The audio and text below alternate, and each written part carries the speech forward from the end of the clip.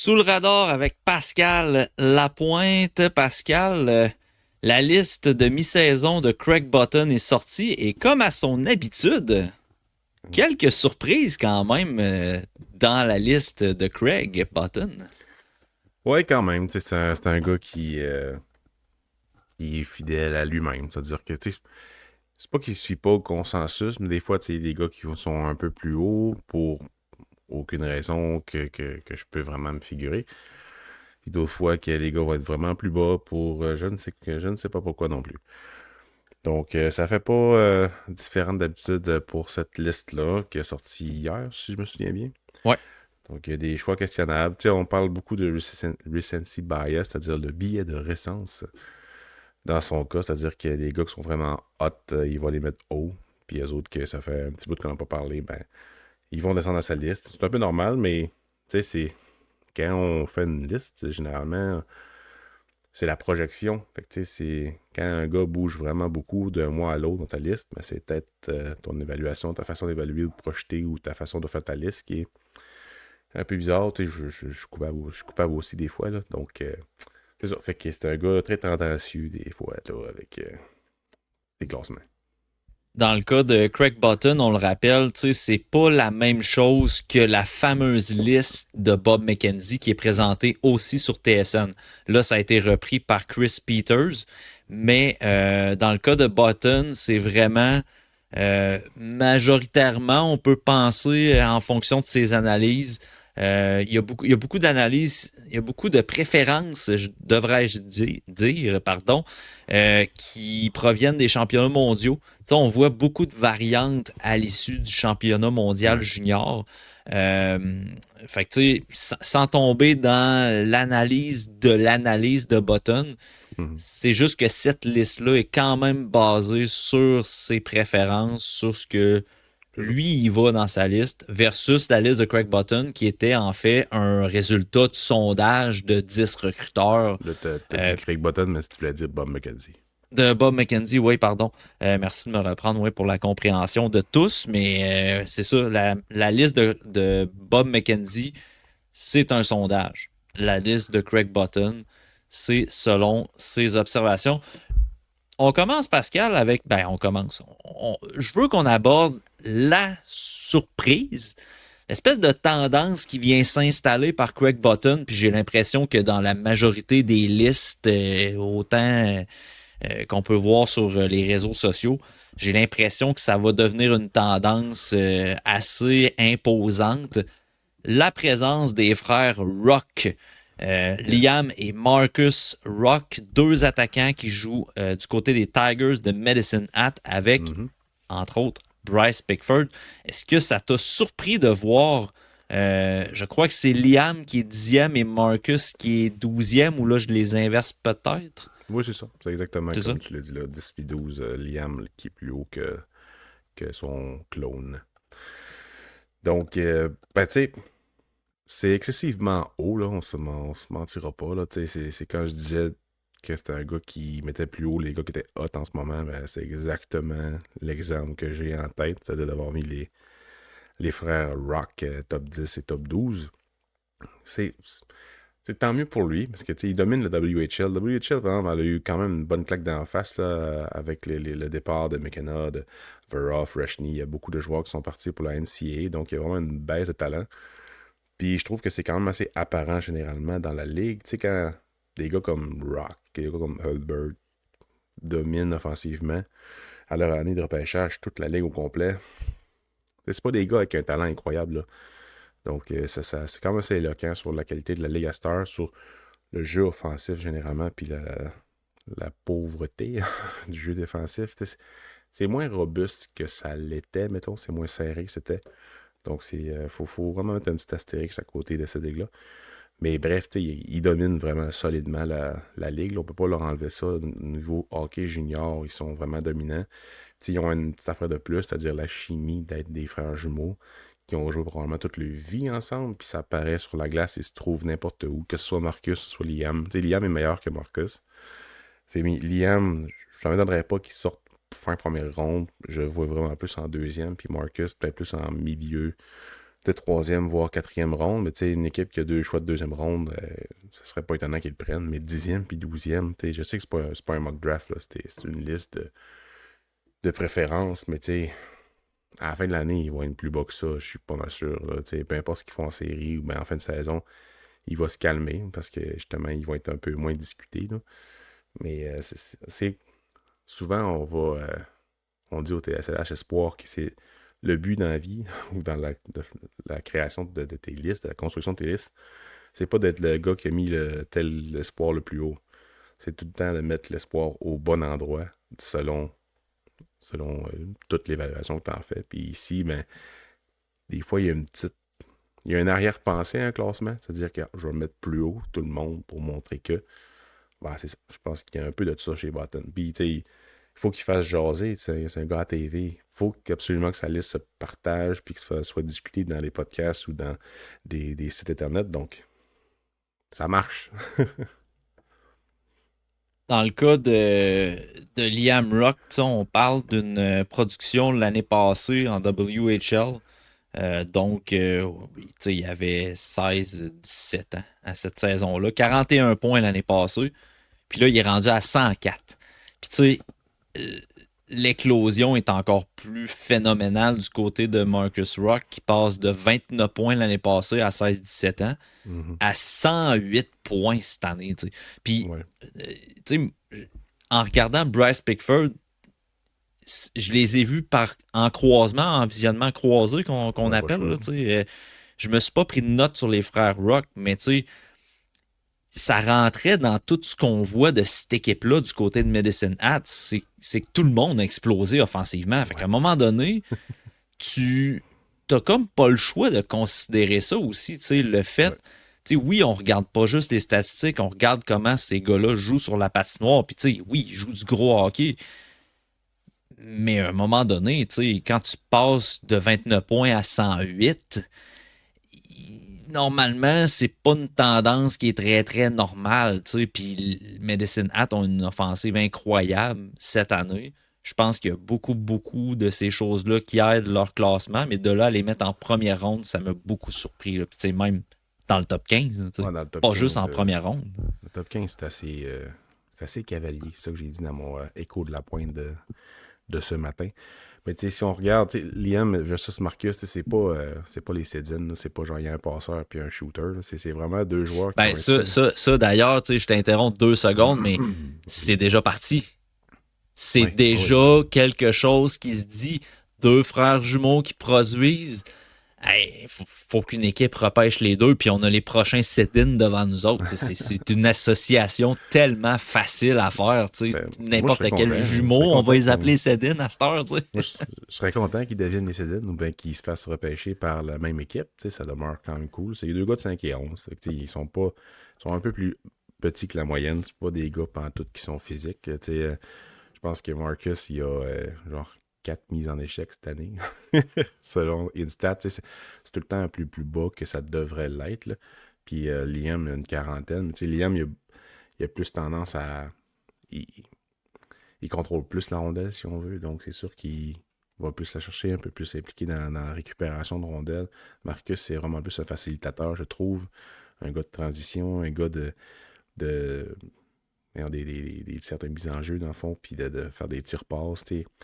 Liam Rock, il y a 415 tirs tentés à date, j'ai checké tantôt. Puis Marcus, il y en a 279. Liam, c'est vraiment un gros il y a un gros volume de tirs. Puis, quand je regardais jouer, je me suis dit, probablement que Marcus, c'est le gars un peu plus professionnel, c'est-à-dire un peu plus ligne droite, puis Liam, un gars plus de périphérie, mais pas tant. Liam est comme un peu bon dans tout. Dans le fond, il est bon dans n'importe quoi, n'importe quel profil, si on veut, sur la glace. Marcus est vraiment plus de périphérie, vraiment plus un gars qui contrôle à partir des cercles de mise en jeu. Si on fait juste regarder la direction, d'où viennent les tirs, pour Liam, c'est 57% qui vient de l'enclave ou du haut de l'enclave, l'enclave proche, l'enclave loin. Les deux cercles, c'est 20%, puis de la pointe, 22%, puis 3 tirs dans l'arrière du filet. Puis pour Marcus, c'est 46% vraiment, tu sais, c'est 9%, c'est genre 11% de moins que son frère qui vient de l'enclave, 32% des cercles, puis 21% de la pointe. Fait que, tu sais, c'est très, très, très similaire, mais il y a quand même une tendance chez Liam d'être vraiment plus dans l'enclave pour servir de gars qui fait dévier la rondelle ou qui coupe vers le filet. Ça arrive quand même assez souvent, mais tu sais, c'est pas un gars physique ou un gars qui va vraiment s'épanouir dans le national de hockey ou chez les professionnels dans l'enclave. Mais avec son frère, avec les passes transversales, les, les, euh, les stop and go, là. Les give and go en anglais, faut dire. C'est-à-dire qu'il Des y en a qui passes et va. rentrent, les passes et vers, les play action au football au pire. Là. Je trouve que c'est vraiment plus. Des jeux Ça parle d'action. plus. Ouais, c'est ça. Que le carrière, il la garde, ben, il l'envoie à son porteur de ballon quand il sort de l'extérieur. Là. Mais ben, c'est ça. T'sais, au niveau même de l'avantage numérique, du désavantage numérique, ils ont les mêmes temps de jeu ou presque. Même affaire pour les, euh, les takeaways, c'est-à-dire les revirements provoqués puis les revirements qu'ils ont subis. C'est genre 300 sur 399 pour Marcus, puis pour Liam, c'est 296 sur 390. Ça, c'est 370. Même rapport un petit peu. Puis pour les entrées de zone, c'est la même affaire. Il y a une 300 entrée de zone, plus de 250 sorties de zone. Puis c'est vraiment les mêmes statistiques partout, partout, partout, sauf qu'Ilian, il tire vraiment plus au filet. Puis Marcus, mais c'est vraiment plus quelqu'un qui va utiliser les autres, dans le fond, pour ramener l'offensive. Fait que je sais pas lequel va se rendre plus loin, mettons. Mais j'ai pas peu d'espoir, peu d'espérance, mais c'est beaucoup de stock d'un junior dans une équipe qui joue excessivement junior. Ouais, tu sais. Dans Parce une qu'en ligue plus, junior. tu sais, la statistique que tu apportes concernant Liam Rock au niveau des tirs tentés, tu sais, je serais curieux de voir les tirs tentés de Bryce Pickford aussi parce que c'est une machine à tirer au Ouais, filet. c'est Tu sais, à un volume. moment Ouais. donné, quand tu regardes Medicine Hats, ça crève les yeux que cette équipe-là, toujours la rondelle est Ah ouais, c'est fou, là. excessivement menaçante en zone offensive. Fait que c'est sûr que les statistiques de tout le monde sont bonifiées dans ce temps-là. Là.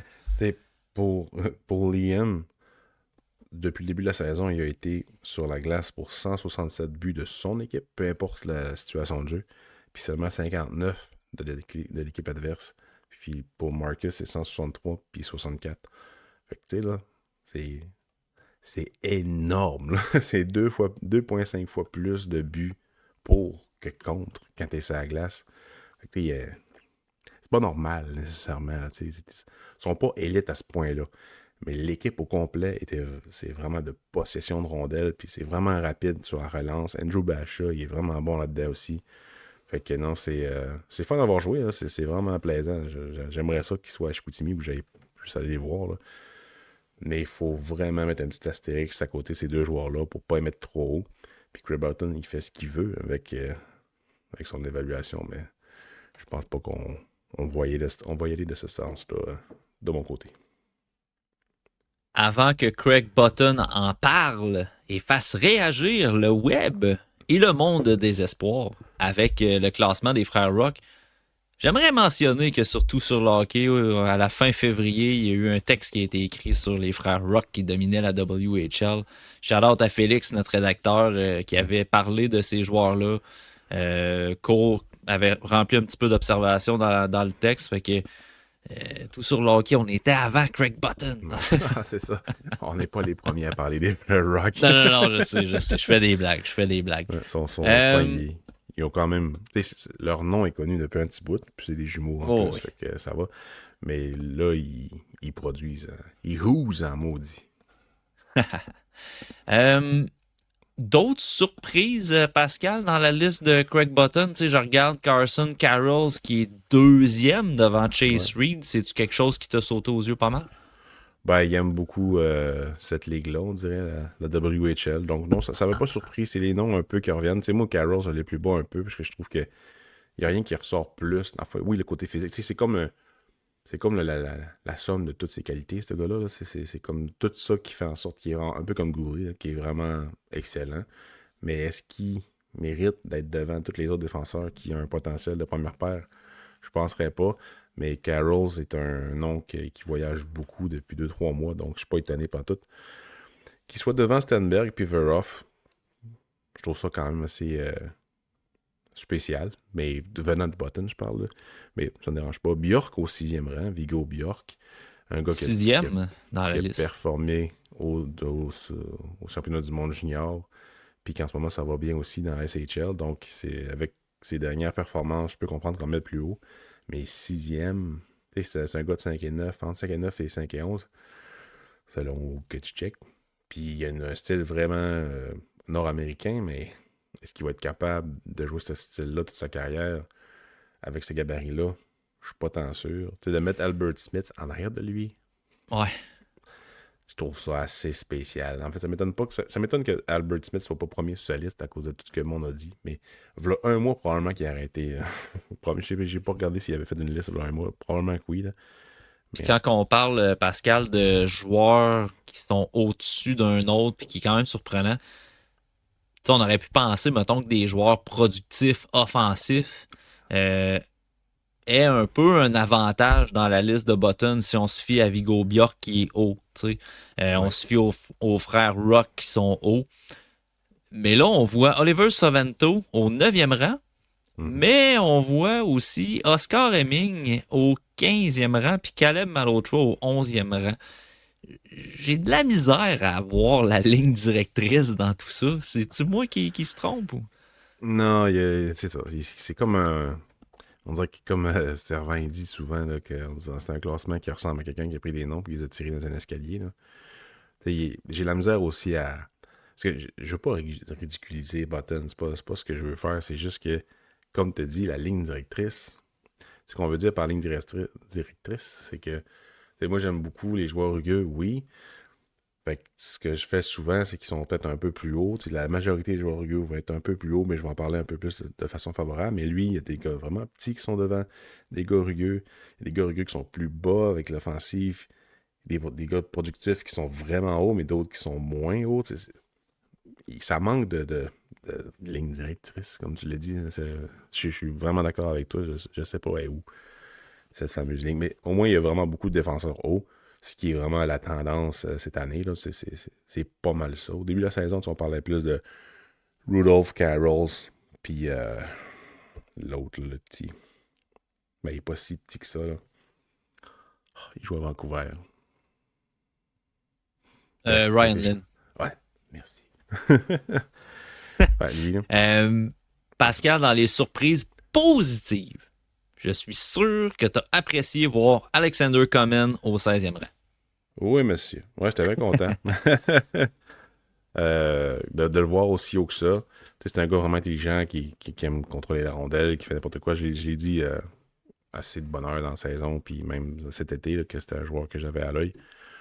Puis de le voir un peu partout au milieu de la première ronde, ou bien même fin première ronde, je suis vraiment content de ça, puisqu'il le mérite.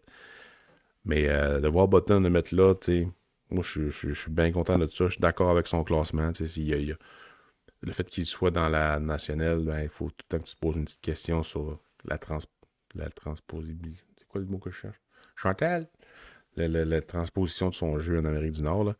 Mais la 6 pieds 1, 183 livres, il y a des grandes chances que ça puisse se faire à cause de son cerveau, dans le fond. Il est vraiment, vraiment intelligent là, sur la glace, puis ça paraît tout de suite. J'ai bien hâte de le voir au prochain niveau. En conclusion, pour nos commentaires sur la liste de Craig Button, Pascal, je te lis un extrait du texte de Craig Button que j'ai traduit dans l'article de Tout sur le hockey. Il n'aurait pas pu réussir la deuxième moitié de saison sans la première. La première moitié de saison, c'était l'adaptation sur la glace, la progression, les nombreux défis que représente le hockey universitaire, être étudiant athlète, son entraînement hors glace et en semaine, les défis que représente le fait de jouer contre des joueurs plus grands et plus forts. Il n'avait jamais connu ça, il ne cherchait pas la facilité, il cherchait le meilleur chemin vers le développement. Et Craig Button conclut sa citation concernant Gavin McKenna, que les recruteurs ne sont pas dérangés par l'histoire d'accusation aux criminels selon ces informations.